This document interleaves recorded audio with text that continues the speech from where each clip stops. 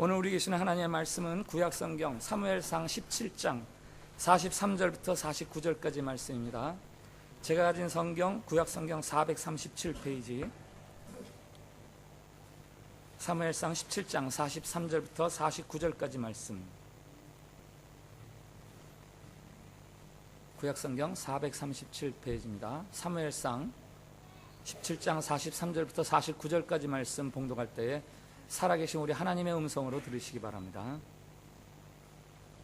블레셋 사람이 다윗에게 이르되 내가 나를 개로 여기고 막대기를 가지고 내게 나왔느냐 하고 그의 신들의 이름으로 다윗을 저주하고 그 블레셋 사람이 또 다윗에게 이르되 내게로 오라 내가 내 살을 공중의 새들과 들짐승들에게 주리라 하는지라.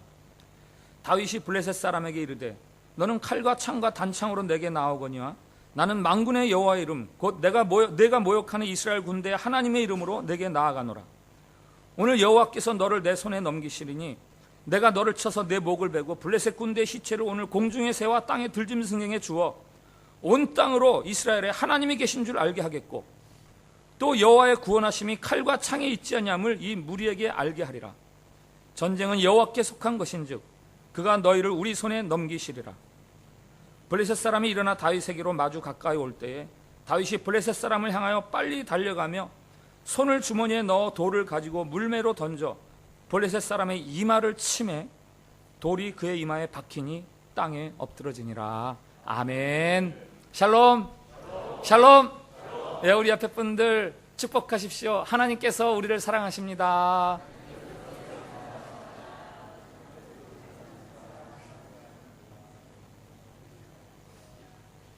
복음 중에 복음, 하나님이 우리를 사랑하십니다. 아멘.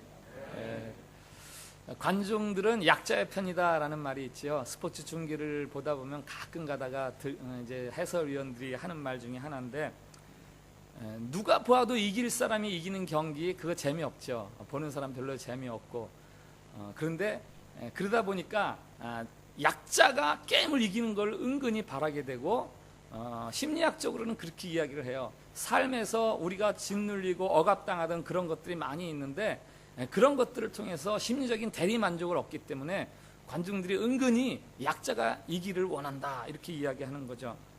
불가능한 것을 극복하는 것은 본인도 물론 통쾌하고 즐거운 일이지만 보는 사람들도 통쾌하고 즐거워지는 것입니다. 오늘 성경 본문에도 절대적인 약자가 절대적인 강자를 이기는 이야기가 나옵니다. 그 약자는 다윗이고 강자는 블레셋의 장군, 블레셋의 군사 골리앗입니다. 이 이야기는 아마도 성경에서 가장 유명한 이야기가 아닐까 싶어요. 예수님의 십자가 이야기 다음에. 이 이야기가 왜 그렇게 유명한 이야기가 되었습니까? 약자가 강자를 꺾는 이야기이기 때문에 그런 거예요. 인생의 반전, 인생의 역전 이야기가 여기에 담겨있기 때문에 사람들이 이렇게 많이 알아듣게 되는 겁니다. 성경에는 반전 이야기가 많이 나옵니다. 아니, 사실은 성경은 이 반전 이야기의 연속이라고 할 수 있습니다. 망한 자가 다시 일어나게 되고, 병든 자가 고침을 받게 되고, 자손이 없던 자들이 자손의 풍성함을 얻게 되고, 가난한 자들이 부유하게 되고, 포로로 끌려갔던 자들이 되돌아오게 되고, 옥에 갇혔던 자들이 풀어나게 되고, 죄지었던 사람들이 의롭다함을 얻고, 사망의 먹이가 되었던 사람들이 생명의 면류관을 얻고, 그리고 낙원에서 쫓겨났던 자들이 새하늘과 새 땅, 새 예루살렘을 얻게 되고, 이게 다 성경의 처음부터 끝까지 있는 이야기 아닙니까? 그 역전들이, 그 역전의 이야기가 누구에 의해서 벌어지는가? 다윗이라는 한 뛰어난 탁월한 인물에 의해서 일어나는가? 아니죠. 바로 하나님에 의해서 그 같은 역전의 일들이 일어나는 겁니다. 하나님에 의해서 이러한 일들이 일어날 수 있다는 사실에 대해서 성경이 오늘 메가폰을 가지고 이 세상에서 약자로 살아가는 자들에게 그 역전의 이야기를 들려주는 거죠. 성경이 이런 이야기들을 들려주는 것은 무슨 스포츠 관람을 하고 야, 그 약자가 이겼네 그러면서 뒤에 툭툭 털면서 즐거워하면서 다시 삶으로 돌아가라고 그러라고 이런 이야기를 들려주는 거 아니에요. 삶의 자리에서 강자에게 거대한 것들에 짓눌려서 살아가는 연약한 자들, 당신들이 바로 이 역전의 주인공이 될 수 있다. 이 역전을 시킬 수 있는 분이 하나님이시니 그 하나님에게 들러붙어서 살아라, 그 이야기를 하려고 오늘 이 이야기가 성경에 우리에게 전해지는 거 아니겠습니까? 이스라엘의 초대왕 사울왕, 그가 이제 하나님으로부터 기름 부음을 받고 아말렉과 전쟁을 벌여서 큰 승리를 거둡니다. 백성들의 칭송을 듣죠. 그런데 그가 그러면서 교만해지는 거예요. 그래서 하나님을 거역합니다. 그 순간에 성경이 이렇게 기록해요. 여호와의 신이 사울에게서 떠났습니다. 사울 왕이 하나님을 거역함으로 인해서 하나님의 영이 그에게서 떠나갔어요. 그리고 하나님이 새로운 왕을 찾으셨는데 그가 바로 다윗입니다. 그리고 아무도 그가 왕이 되리라고 생각 못하는 다윗에게 기름을 부으시면서 네가 새로운 왕이 될 것이다 라고 그렇게 해주십니다. 그래서 여기까지가 사무엘상 15장 16장 이야기고, 그래서 이제 이스라엘의 왕권이 사울에게서 다윗으로 넘어가는 이야기가 17장의 이야기예요. 왕권이 넘어가는 그 과정을 두 가지 사건을 가지고 이렇게 이제 이스라엘의 왕이 사울에서 다윗에게로 넘어갑니다 하면서 두 가지 이야기를 소개하는데, 그 한 가지가 이제 사울이 악신이 들어요. 그래서 악신에게 괴롭힘을 당할 때 다윗이 가서 수금을 타면은, 아름다운 음악을 연주하면 악령이 떠나가는 거예요. 사울은 사로잡혀서 꼼짝 못하는 그 악령을 다윗이라는 그 청년은 와서 수금을 타면서 그 악령을 쫓아내는 거예요. 그 다윗이 더 우월하다 이 얘기죠. 다윗을 통해서 하나님이 더 역사하신다는 거죠. 그러면서 두 번째 이야기가 바로 오늘 블레셋 군사 골리앗과 싸우는 이야기입니다. 사울 왕은 그 블레셋 군사 골리앗 앞에서 꼼짝도 못하고 절절매고 있는데 다윗이라는 청년이 나와서 그 골리앗을 쓰러뜨렸다.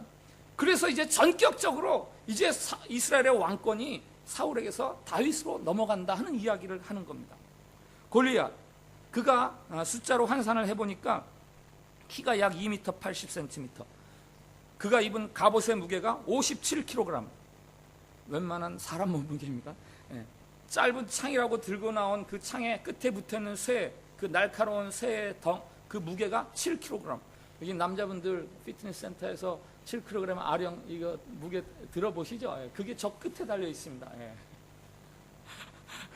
그리고 머리에는 노트구를 쓰고 각반을 차고, 뿐만 아니라 앞에는 방패를 든 자들이 딱 보호를 해주는 거예요. 뭐 이렇게 성경이 왜 이렇게 장황하게 골리앗이 뭐 그렇게 중요하다고 왜 이렇게 장황하게 설명을 해줍니까? 왜 이렇게 설명을 해주는 거예요? 그를 이길 자는 없다라는 이야기를 하는 거예요. 골리앗을 이길 자는 없다. 골리앗은 절대적인 강자다. 우리에게도 골리앗이 있습니다. 여러분의 골리앗은 무엇입니까? 이것만큼은 내가 넘어설 수가 없겠구나.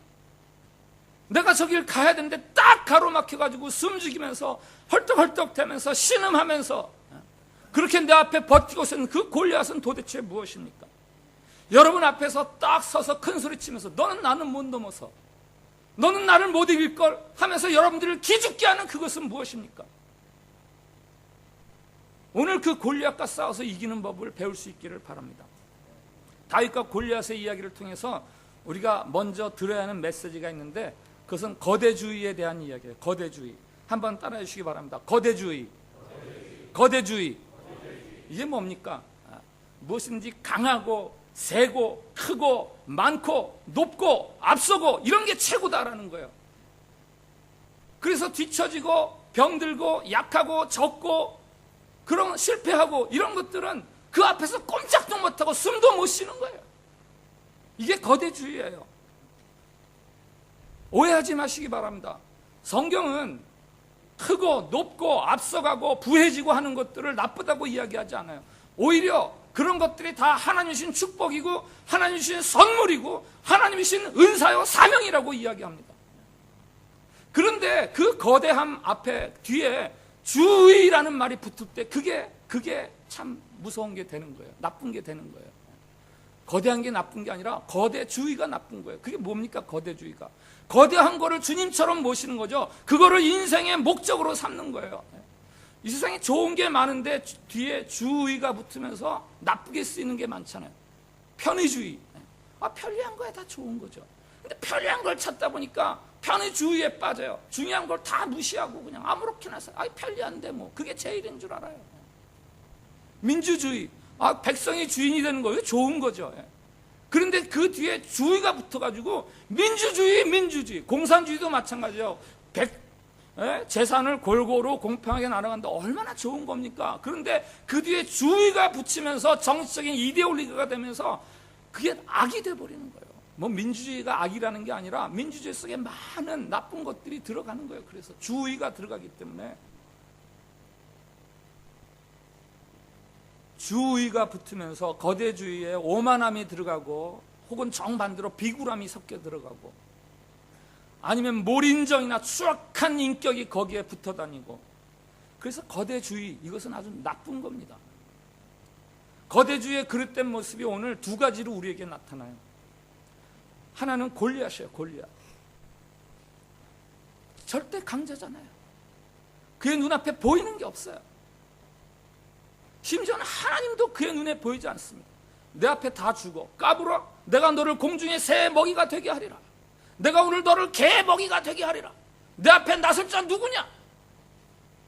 약한 사람들을 섬기고 돌보는 것이 아니라 막 그들을 억누르고 그들을 마음대로 조종하려고 하는 거예요. 마치 화투판에서 화투 쳐보셨습니까?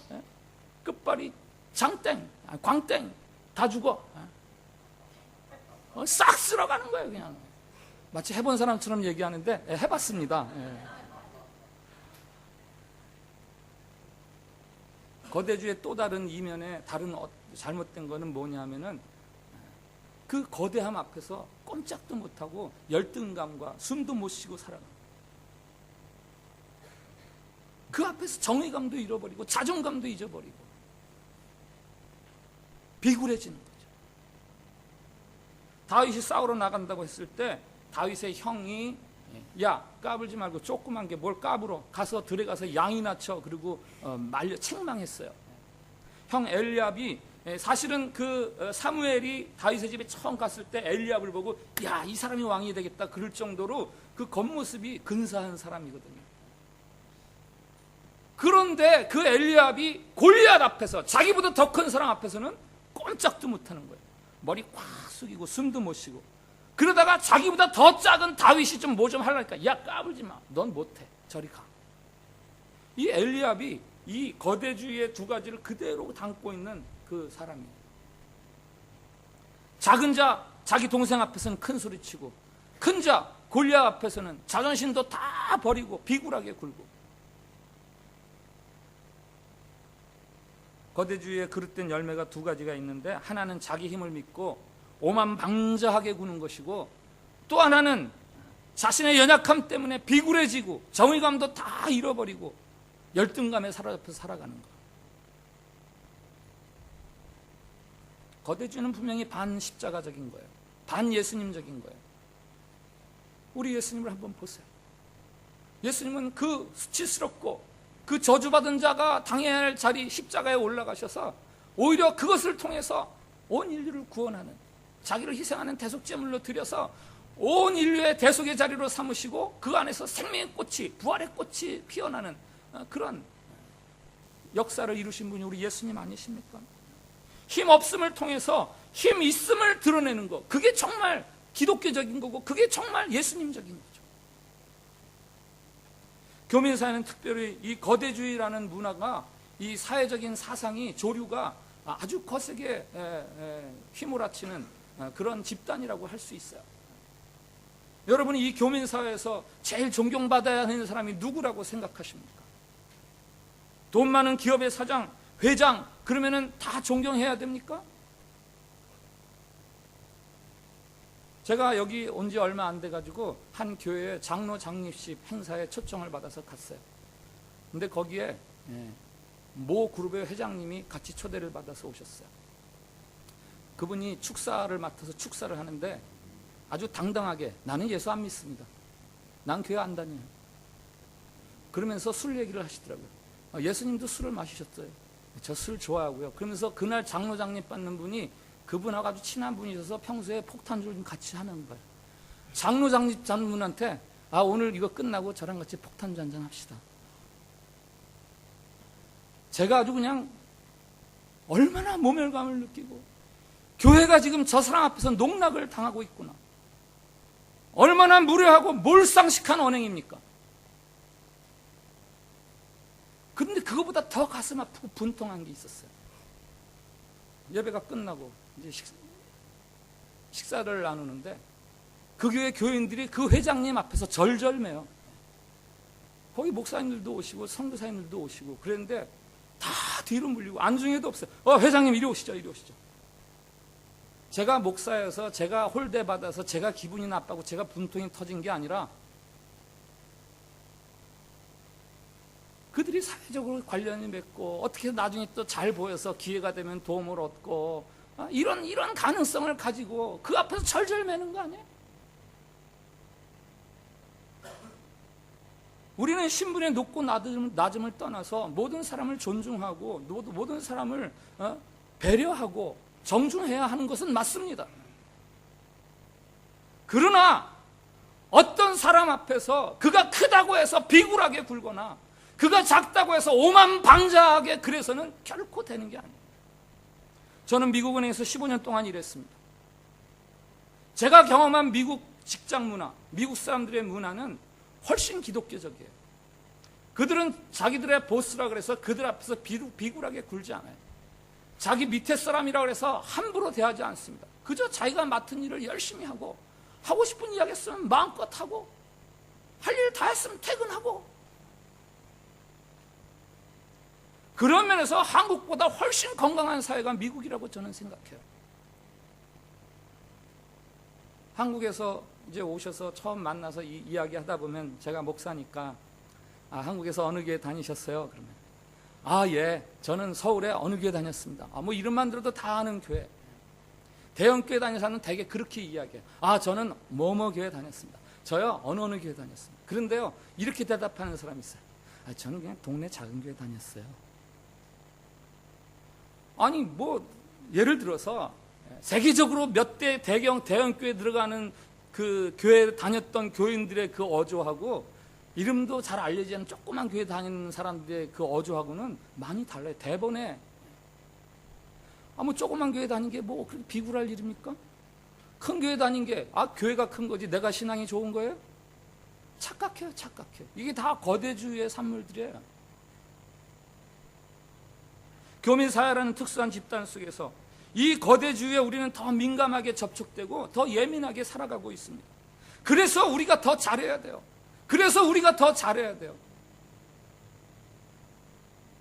교회 안에까지 범람에 들어오는 이 비기독교적인 거센 물결에 대해서 우리가 저항할 수 있어야 되는 거예요. 우리가 그러지 못하니까 신자들이 교회가 조롱당하고 멸시당하고 심지어는 하나님이 멸시당하고 농락당하고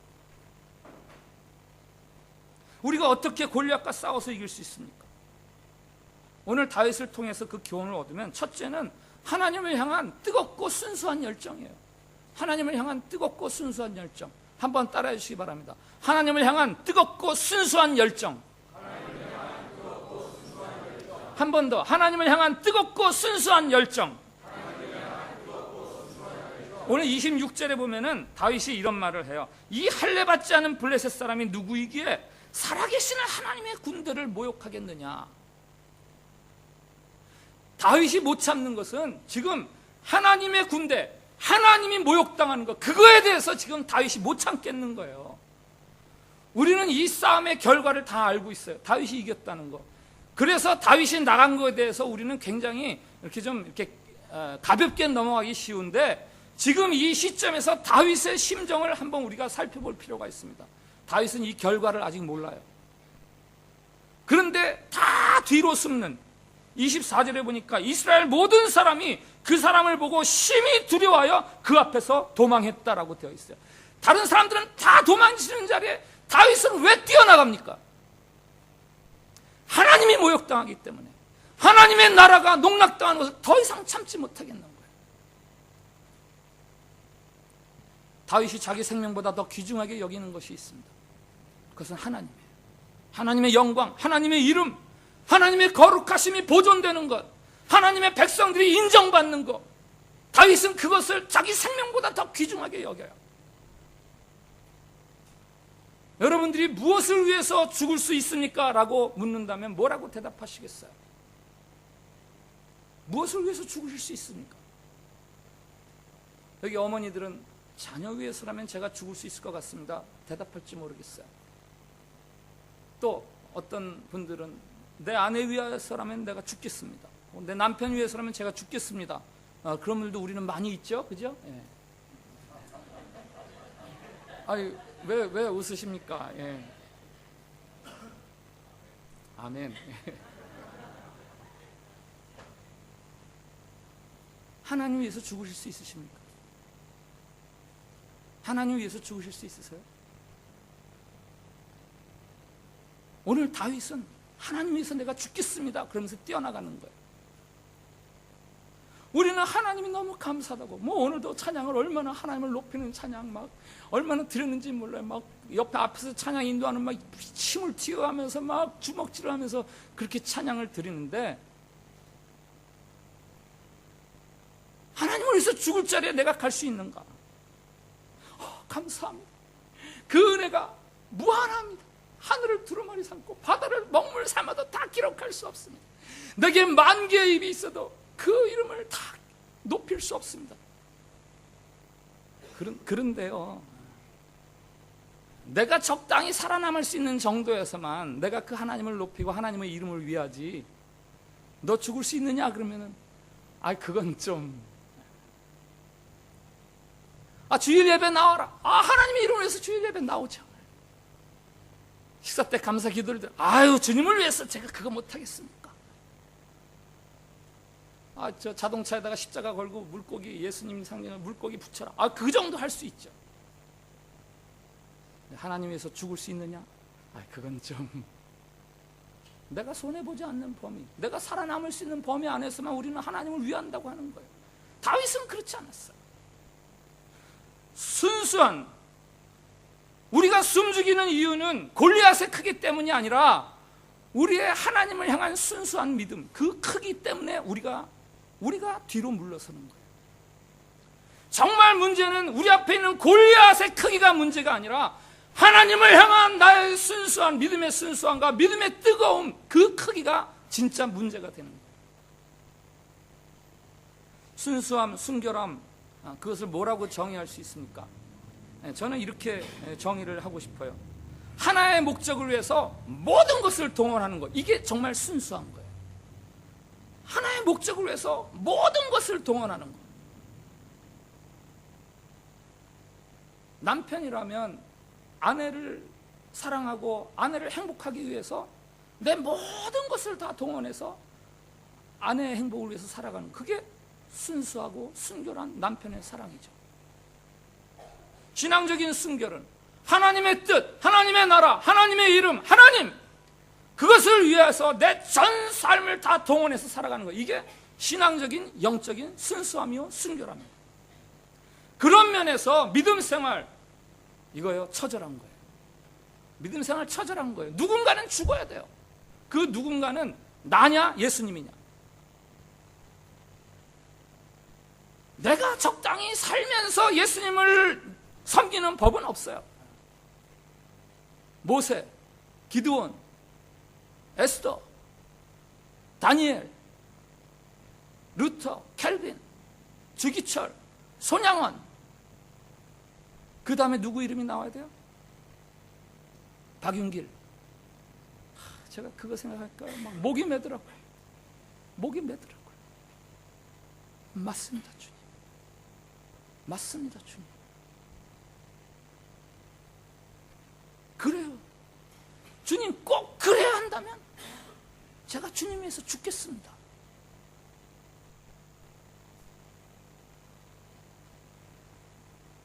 어제 리더 모임에서 Not a fan, 우리 책으로는 제자냐 팬이냐 제자냐 이런 책인데, 이런 제목으로 나와 있는데 그 책을 좀 리더들하고 같이 나눴어요. 팬과 제자 차이가 뭐죠? 팬이 뭡니까? 주님을 위해서 환호성을 지르고 주님을 열광해요.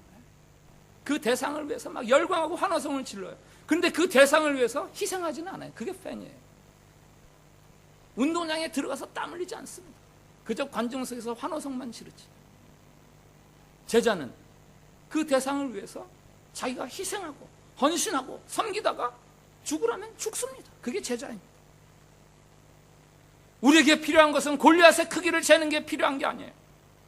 하나님의 이름, 하나님의 나라, 하나님, 그것을 위하려는 우리의 뜨거운 열정, 순수한 믿음, 그것이 얼마나 있느냐, 그것을 재는 게 정말 우리에게 필요합니다.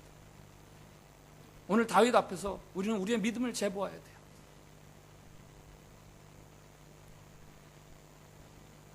둘째로 골리앗과 대항하기 위해서는 우리가 두려워하거나 낙심하지 말아야 됩니다. 한번 따라해 주세요. 두려워하거나 낙심하지 말자.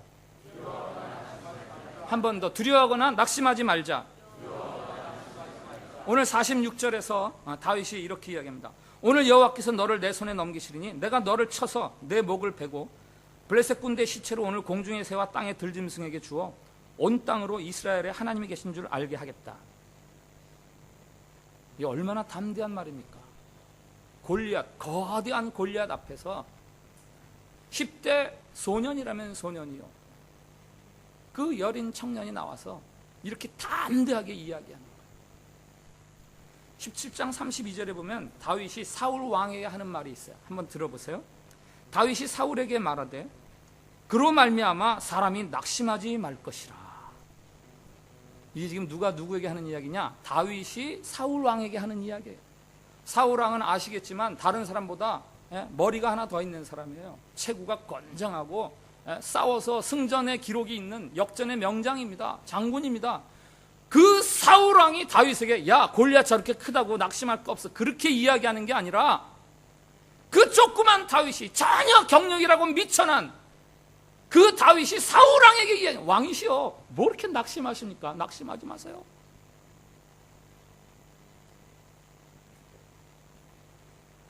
다윗이 골리앗을 향해서 이토록 담대한 이유가 뭐 때문이죠? 자신의 힘 때문입니까? 자신의 물맷돌을 던지는 기술 때문입니까? 아니죠. 하나님 때문이죠. 다윗이 믿는 건 하나님이죠. 우리 45절 말씀을 한번 같이 다시 읽어보겠습니다. 45절 시작. 다윗이 블레셋 사람에게 이르되 너는 칼과 창과 단창으로 내게 나오거니와 나는 만군의 여호와 이름 곧 내가 모욕하는 이스라엘 군대의 하나님의 이름으로 내게 나아가노라. 아멘. 다윗이 나아가는 것은, 다윗이 무장한 것은 하나님의 이름, 만군의 하나님의 이름으로 나아가는 거예요. 그는 칼과 창과 단창으로 무장한 거 아니에요. 47절 한번 같이 읽겠습니다. 시작. 또 여호와의 구원하심이 칼과 창에 있지 아니함을 이 무리에게 알게 하리라. 전쟁은 여호와께 속한 것인즉 그가 너희를 우리 손에 넘기시리라. 아멘. 다윗이 보여준 첫 번째 모범이 하나님을 향한 순수한 열정이라면, 두 번째 다윗에게서 우리가 배워야 할 것은 담대함이에요. 담대함.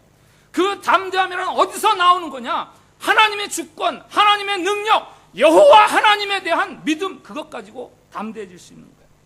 다윗이 이 싸움에 나갈 수 있는 것은 자신의 실력 믿고 나가는 거 아니에요.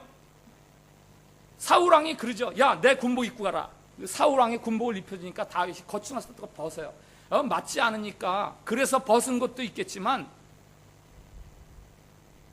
이 갑옷 가지고 제가 이기는 거 아닙니다 하는 고백이 거기에 들어있는 거죠. 이 싸움 갑옷 입는다고 내가 이길 수 있는 거 아닙니다. 오직 전쟁은 여호와께 속한 것이니 내가 만군의 여호와의 이름으로 나아갑니다. 이런 조크가 있어요. 이 부분에 대해서 골리앗을 딱 보고 사울 왕은 아이고 어떻게, 그리고 저런 사람과 어떻게 이겨, 그러면서 탁 숨는데 다윗은 골리앗을 딱 보고 저런 사람한테 어떻게 져, 그런다는 거예요. 왜? 저 너무 커가지고 눈 감고 돌 던져도 다 맞을 것 같은데.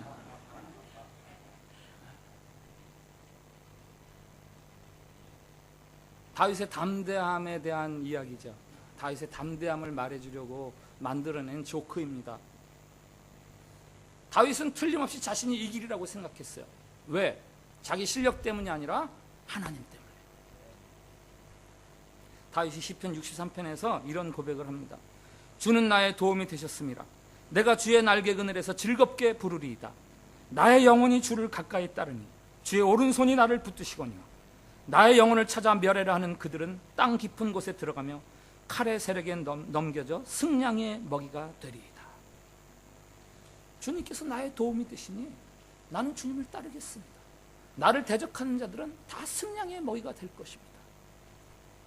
사도 바울이 그런 고백을 하죠. 누가 우리를 그리스도의 사랑에서 끊으리요? 환난이나 공고나 핍박이나 기근이나 칼이랴? 누가 우리를 그리스도의 사랑에서 끊으리요? 이 사도 바울의 고백이나 오늘 골리앗 앞에 나아가는 다윗의 고백이나 사실은 같은 고백인 거죠. 우리가 두려워하는 이유는 골리앗이 커서 두려운 거 아니에요. 우리가 두려워하는 이유는 우리가 믿는 하나님이 얼마나 큰지를 모르기 때문에 그래서 우리가 두려워하는 거예요. 하나님의 뜻이 어디 있는지 그게 확실하지 않기 때문에 우리가 두려워하는 거예요. 이스라엘이 출애굽한 후에 가나안에 들어갈 즈음에 지도자 모세가 죽지 않습니까? 그러면서 그 후계자로 여호수아가 세움을 받죠. 여호수아 입장을 한번 생각해 보십시오. 여호수아는 모세의 시종이었어요. 여호수아에게 모세는 아주 큰 사람이었습니다. 근데 그가 죽고 그 역할을 내가 대신해야 돼요. 그때 여호와의 심정이 어떻겠어요? 더군다나 이제 백성들을 데리고 들어가서 가나안 백성들과 이제 전쟁을 벌여야 되는 거예요. 그 여호수아에게 하나님이 주시는 말씀이 여호수아 1장 5절 6절. 우리 한번 여호수아 1장 5절과 6절 말씀을 같이 읽어보겠습니다. 시작. 내 평생에 너를 능히 대적할 자가 없으리니 내가 모세와 함께 있었던 것 같이 너와 함께 있을 것임이니라. 내가 너를 떠나지 아니하며 버리지 아니하리니 강하고 담대하라. 너는 내가 그들의 조상에게 맹세하여 그들에게 주리라 한 땅을 이 백성에게 차지하게 하리라. 아멘. 여호수아에게 두려워하지 말라고 하셔요. 두려워하지 말라고. 모세에게 함께 했던 것처럼 내가 너와 함께 하리라. 하나님이 여호수아에게 그냥 무작정 야 걱정하지 마. 걱정하지 마. 왜 걱정해? 걱정하지 마. 긍정적으로 생각해. 이런 이야기를 하는 게 아니에요. 여호수아가 그동안 모세와 함께 모세를 따라다니면서 경험했던 그 일들을 한번 생각해봐라. 내가 지금까지 행했던 일들을 생각해봐라. 그 일들을 그대로 내가 너와 함께 행해서 약속했던 그 땅을 이스라엘 백성이 누리게 하리라 라고 약속해 주시는 거죠. 오늘 다윗이 37절에서 이렇게 말합니다. 또 다윗이 이르되 여호와께서 나를 사자의 발톱과 곰의 발톱에서 건져내셨은즉 나를 이 블레셋 사람의 손에서도 건져내시리다. 다윗이 괜히 담대한 거 아니에요. 물론 하나님에 대해 믿지만 그 하나님에 대한 경험이 있어요. 믿음의 경험이 있습니다. 자기가 들에서 양을 칠 때, 곰이 공격할 때, 사자가 공격할 때 그들을 어떻게 물리쳤는지, 어떻게 하나님이 물리쳐 주셨는지 그거에 대한 경험이 있기 때문에 담대하게 주님의 이름을 향해서 위에서 나가는 거죠. 여러분이 골리앗과 대항하는 무기는 무엇입니까? 단호한 결심입니까? 굳은 의지입니까? 성공할 거야, 성공할 거야. 아니면 여러분의 경험, 여러분의 지식, 아니면 여러분의 도덕으로 무장된 인격입니까? 너는 칼과 창과 단창으로 나오지만 나는 만군의 여호와의 이름으로 나아가노라. 이 다윗의 고백을 여러분들이 배워야 되는 거예요. 하나님을 전적으로 의지하세요. 만약에 여러분이 바라는, 여러분들이 무너뜨리기를 원하는 그 세력이 하나님의 반대 세력이라면 그들을 무너뜨릴 하나님의 권능에 대해서 의심하지 마세요.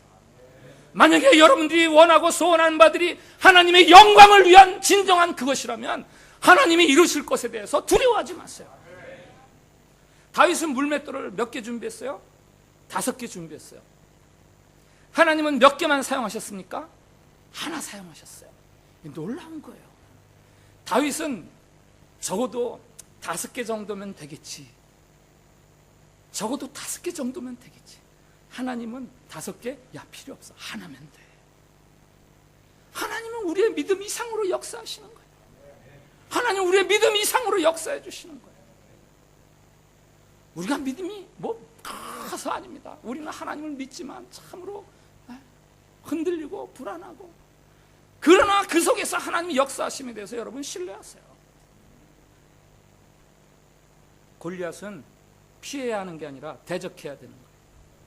골리앗으로부터 숨어야 되는 게 아니에요. 골리앗을 쫓아내야 되는 거예요. 예수 그리스도의 이름으로 여러분을 신음하게 하는 어둠의 골리앗들이 있다면 오늘 그 이름으로 그것들을 대적하십시오. 그것들을 쫓아내십시오. 우리 예수님께서 십자가에서 죽으심으로 여러분의 골리앗들은 이미 다 패망했어요. 골리앗을 물리친 다윗을 향해서 사람들이 무엇이라고 그러는지 아십니까? 조금 내려가면 55절에서 이 소년이 누구의 아들이냐? 모르겠나이다. 사울 왕과 그 군대 장관이 하는 이야기예요. 도대체 누구 아들이야? 네 집 아이인데 저런 일을 저질렀어. 글쎄 모르겠는데요. 이게 막 궁금해서 그러는 것 같지? 아니에요. 깜짝 놀래서 그러는 거예요. 아니 저런 일이 있다니. 이 일로 인해서 다윗은 이제 그 사울 왕의 아들 요나단의 극진한 우정을 얻게 되고 그 딸 미가를 아내로 얻게 되고, 그리고 예루살렘에 들어갈 때에 백성들이 환호하는 거예요. 사울이 죽인 자는 천천히요 다윗이 죽인 자는 만만이로다.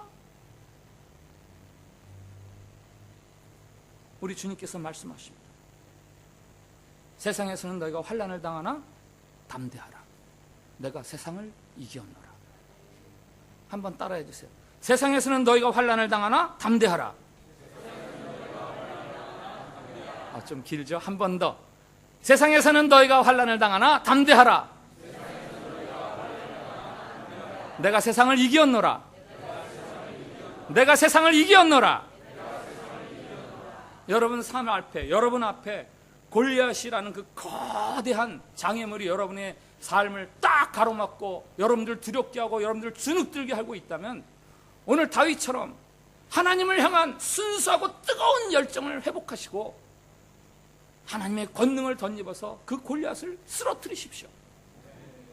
자기 아들을 아끼지 아니하시고 우리 모든 사람들을 위하여 내주신 이가 어찌 그 아들과 함께 우리에게 모든 것을 더해 주시지 아니하시겠느냐.